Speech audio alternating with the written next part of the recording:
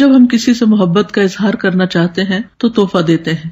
عام طور پر یہی سمجھا جاتا ہے کہ تحفہ کسی مادی چیز کا ہوتا ہے، لیکن بات یہ ہے کہ تحفے کی اور بھی اقسام ہوتی ہیں جو عام طور پر ہمارے ذہن میں نہیں ہوتی. مثلاً کسی کی تربیت کرنا، کسی کو اچھی بات بتانا، یہ بھی ایک تحفہ ہے. اس سلسلے میں ہم دیکھتے ہیں کہ حضرت ابن عباس مفسر قرآن، صحابی رسول صلی اللہ علیہ وسلم اور آپ کے چچا کے بیٹے کا طرز عمل کیا تھا. روایت میں آتا ہے عن ابن عباس رضی اللہ عنہ انہ قال لرجل الا اطرفک بحدیث تفرح بہ. ابن عباس نے ایک شخص سے کہا، کیا میں تمہیں ایک ایسی حدیث کا تحفہ نہ دوں جس سے تم خوش ہو جاؤ؟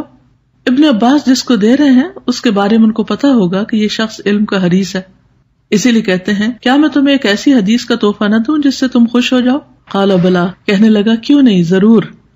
قال، ابن عباس کہتے ہیں اقرأ تبارک الذی بیدہ الملک، تبارک الذی بیدہ الملک پڑھا کرو، واحفظھا وعلمھا اہلک، اسے یاد کر لو، اسے اپنے اہل و عیال کو بھی سکھاؤ، وجمیع ولدک، اور اپنی ساری اولاد کو، وصبیان بیتک، اور اپنے گھر کے بچوں کو بھی، وجیرانک، اور اپنے ہمسایوں کو بھی، فإنها المنجیۃ، کیونکہ وہ نجات دلانے والی ہے یعنی بچانے والی ہے، وہی المجادلۃ، اور وہ جھگڑنے والی ہے، تجادل او تخاصم، جو جھگڑا کرے گی یوم القیامت، قیامت کے دن، عند ربہا، اپنے رب کے پاس. کس کے لیے جھگڑا کرے گی؟